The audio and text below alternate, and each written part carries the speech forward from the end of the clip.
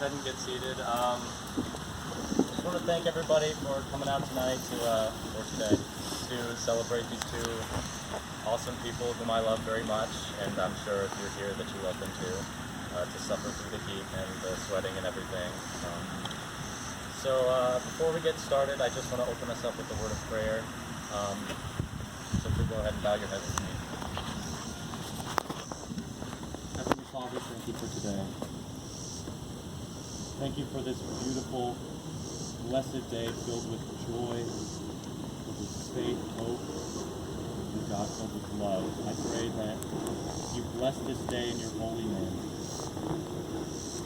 And you let us witness today and let it point back to you.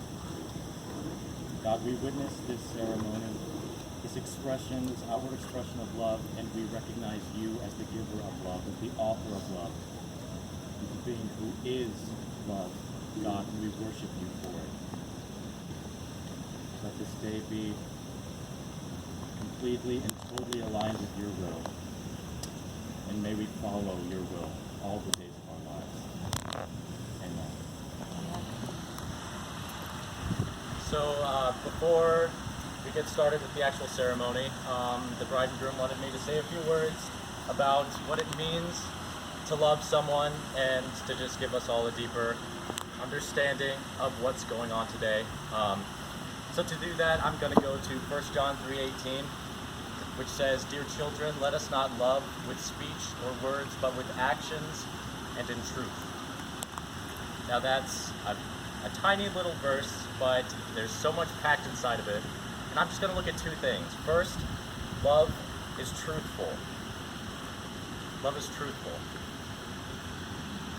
And that sentiment is shared all throughout Scripture, but specifically what comes to mind for me is the infamous homeschool love poem chapter of the Bible, 1 Corinthians 12, the Love Is chapter. Now, I'm not going to make you suffer through reading all of it, but I am going to point you towards one specific phrase in there, which is, "Love does not delight in evil, but rejoices in the truth." So when a child wanders into the street, what is the natural reaction of the parents? "Hey, how you doing?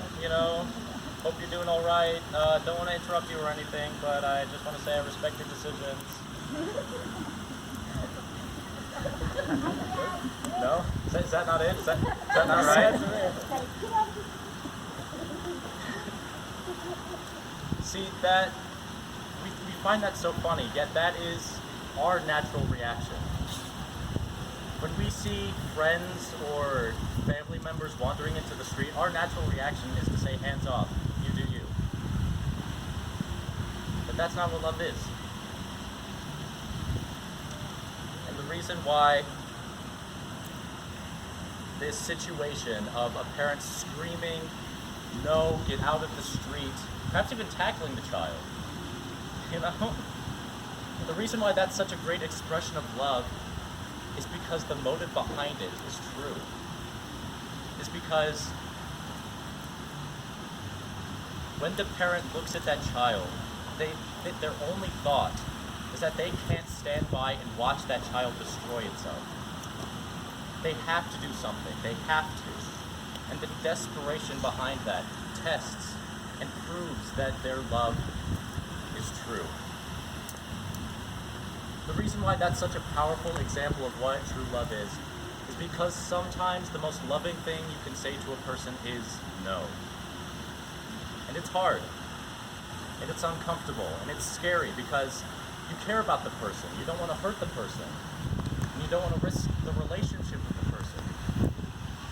But when you're choosing to go through life with another person, no matter what the relationship is, you're accepting the responsibility to speak truth into that person's life when they can't see it. Because sometimes you're the only one who can. And if you don't say something, then who will? So number one, love is truthful. Number two, love is an action, not a feeling.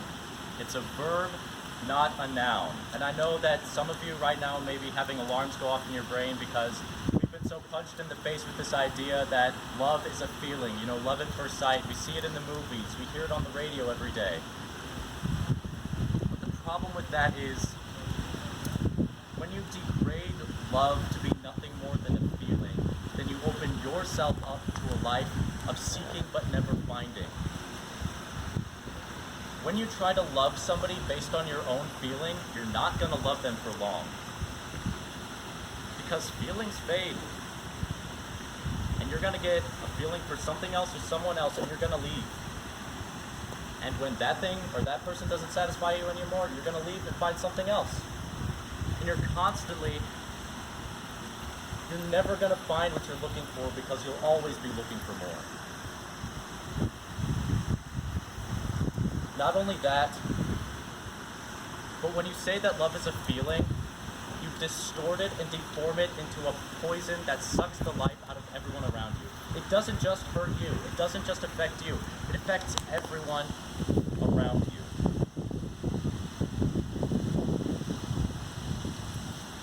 When you say that love is a feeling, you're saying that I'll love you when I feel like it. But love is always about the other person. Always. Love is not saying I'll love you when I feel like it. It's saying I'll love you when I don't feel like it. And even more than that, I'll love you when I'm not happy. I'll love you when I'm angry. I'll love you when I'm upset, when I'm annoyed, when I'm frustrated. I'll love you when I don't want to. Because that's what love is. King David writes a psalm in which he says, I will fulfill my vow to you every day. And that's what love is. It's not saying I'll love you when I feel like it. It's a vow. A vow that you have to choose to fulfill every single day. And with that, do you, Elizabeth, take Jared to be your husband, to share your life with his, to build your dreams together, to support each other through times of trouble, and to rejoice together in times of happiness? Do you promise to give him respect, love, and loyalty, knowing that commitment is made in love, kept in faith, lived in hope, and made new every day of your lives? You, Jared, take Elizabeth to be your wife, to share your life with hers, to build your dreams together, to support each other through times of trouble, and rejoice together in times of happiness? Do you promise to give her respect, love, and loyalty, knowing that commitment is made in love, kept in faith, lived in hope, and made new every day of your life? I do. Now, we'll exchange the rings.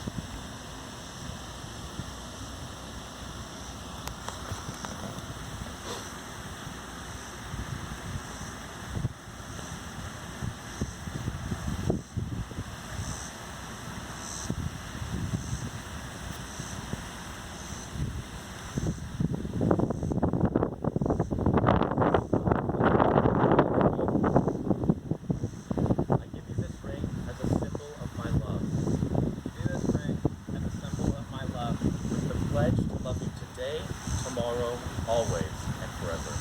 With the pledge to love you today, tomorrow, and forever.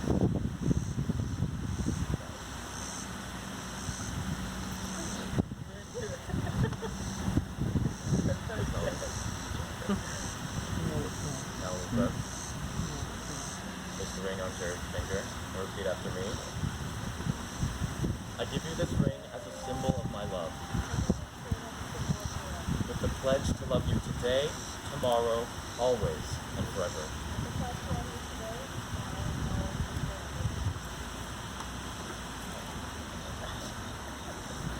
Now, before I make the pronouncement, the bride and groom would like to invite the family members to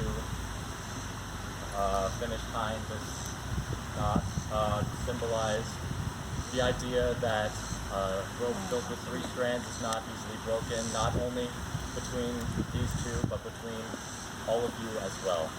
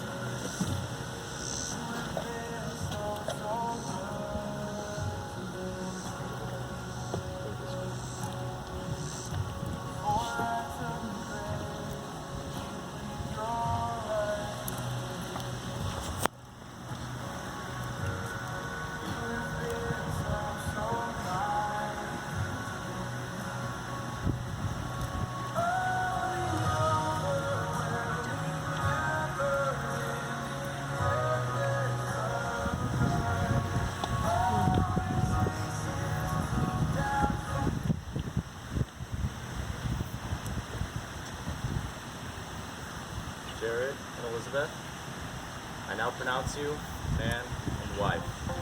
You may kiss the bride.